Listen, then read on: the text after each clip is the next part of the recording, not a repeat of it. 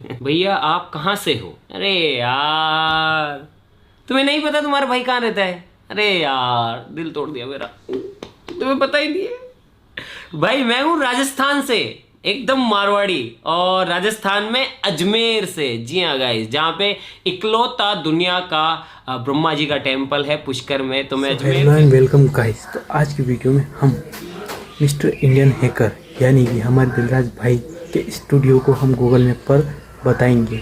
उनकी लोकेशन को हम गूगल मैप पर विजिट करेंगे।